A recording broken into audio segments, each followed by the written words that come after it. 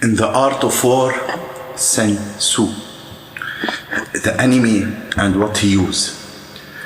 He will use your hunger, your desires, anything that may think that is appealing to you in order to try just one little coming in your life, like in order to come into your life and more likely try to wreak havoc. Another aspect of this is not swallowing the bait from enemies. That this is like a tactic. It is sometimes people are utilizing covert tactics to bind you to them. Maybe they be using different things, different substances. Some being using bodily fluids. You hear me right? This is diabolical thing. Not every gift is a gift. You know, divine beings, people want to bind themselves to you inside in regard of the love and peace and forgiveness.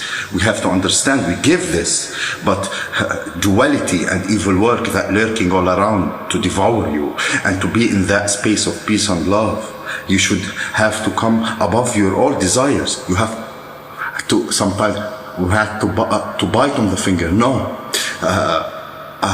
Not every money is a money, you know, like not every gift is a gift, like the devices of the enemy, like imagine somebody giving you a car, you know, but the car is like in his name or somebody's else's name. He's binding you to him. They want to bind you to you.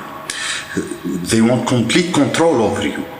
These things you have baits that some bodily fluids. I don't want to talk about this part, it's a little bit disgusting, but you gotta check and then check that gluttony. Literally, you may also need to be employed in fasting and spiritual tool to break these bonds. Like when you fast, like I every month I fast more than 3 days, 4 days, because in order to break this diabolical binding of these dominions and minions and despicables, in order to break these binds, you have to fast. Some of the marine kingdom, you can't cast them out. They want to siphon your energy, you know. You can't cast them out instead by fasting. Like there's something called spiritual spouse, and that when you have a sexual dreams, those stuff you cannot get rid of them if you didn't fast. You must fast. Like you fast only on water, or you fast, you can, if that's in different case. If you are having some issues in your body, you fast on one kind of a fruit. But if you completely fast every day from food, from the time you wake up till 4, 5, 6, however, the longer you can extend it, the better. Only water. That's fine. That's not harsh.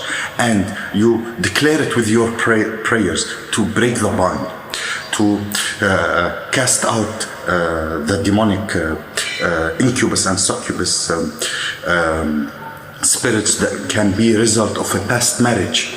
You know, you have to understand this kingdom and how it works. You should understand that if you are a person that you are in your divine light, that you are working on something, you have to understand that all the devil and his cohorts and his minions, everyone wanna latch into you, wanna bind himself to you. Nobody is gonna be nice to you. You know, you don't come be nice to people when they stand in their divinity. Either you help them to be in their divinity, and that takes a person who is already standing in his divinity. You know, you can't get help from people that they are lost. You know, you can't get help from low vibration and karmic energy. At the end, karmic is not something bad. Karmic, I am a karmic. I used to be karmic.